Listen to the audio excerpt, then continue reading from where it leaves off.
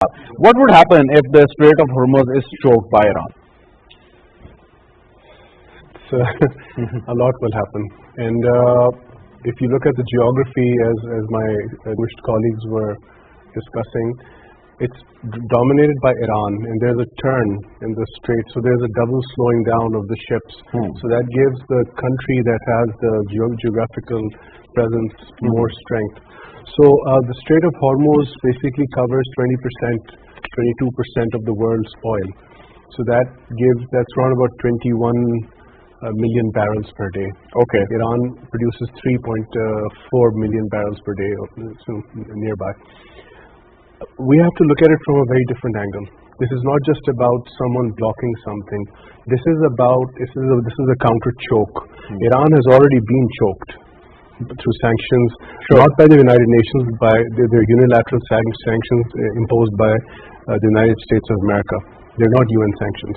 We have to look at it from that perspective, that this is going to be a counter choke. But this is then it's what's known as a death grip.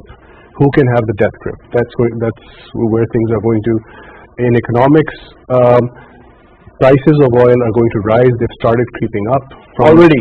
Yeah, from $65 or $67, they've 70. It depends which crude you're looking at.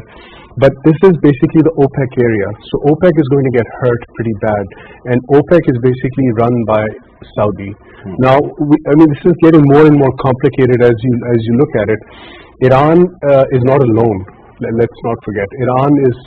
Pakistan has been supporting Iran. And this thing is not going to end so quickly.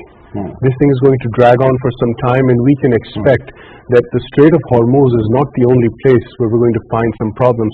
Let's just take 2 steps back. Iran has hit the Haifa oil facility.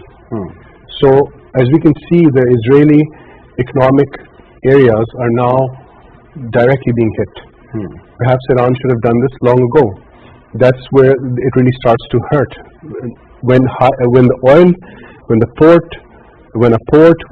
a strategic nerve center is hit, I'm speaking purely in economics terms, lacing it with war and whatever, that's where things start to really escalate. But they sometimes also bring in the end of a conflict.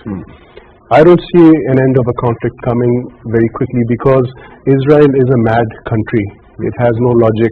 It's living on the 53 vetoes that it has enjoyed since 1971. Pakistan has gotten only 1 veto since 1947. So, and no country on earth has gotten 53 vetoes. This is a joke. Every year and a half they get a veto. So basically, it's living on life support stuff. And they cannot, this is my last point, they cannot afford to back down from such a strange assertion from which they are not able to sustain themselves. We have